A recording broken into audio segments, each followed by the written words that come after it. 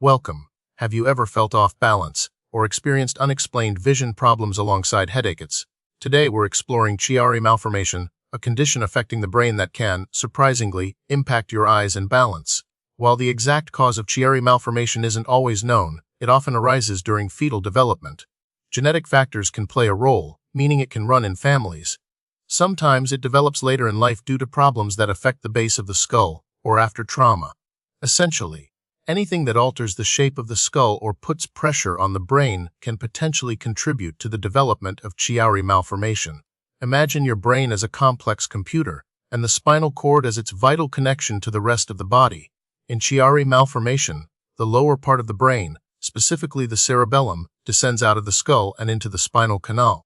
This displacement puts pressure on the brainstem and spinal cord. This pressure can disrupt the normal flow of cerebrospinal fluid, the protective liquid surrounding the brain and spinal cord. This disruption can cause a build-up of fluid, leading to further pressure and a cascade of neurological problems, including those affecting vision and balance, as the brain struggles to communicate effectively with the body. Chiari Malformation is considered relatively rare, but its true prevalence is hard to pin down. Many people may have the condition without experiencing significant symptoms, remaining undiagnosed for years. Advancements in MRI technology have led to more frequent detection, making it appear that the number of diagnosed cases is increasing.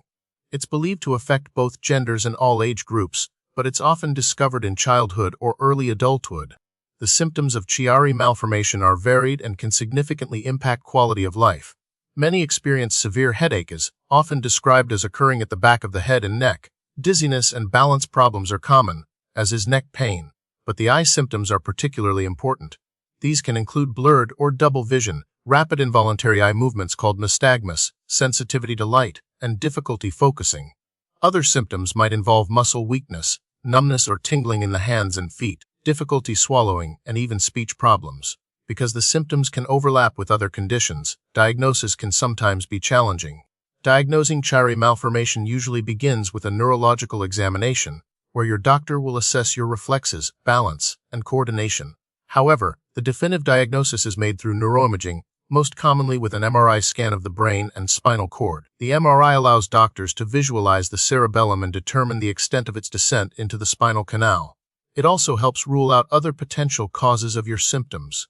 Chiari malformations are generally classified into different types based on the severity of the brain herniation and associated abnormalities.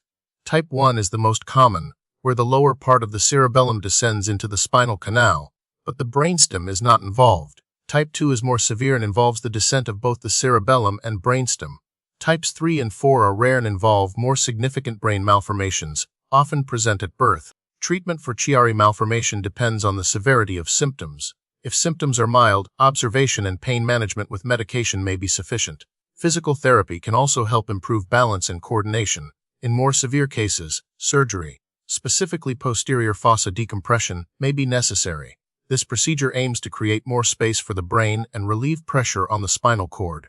While surgery doesn't always completely eliminate all symptoms, it can significantly improve quality of life for many individuals.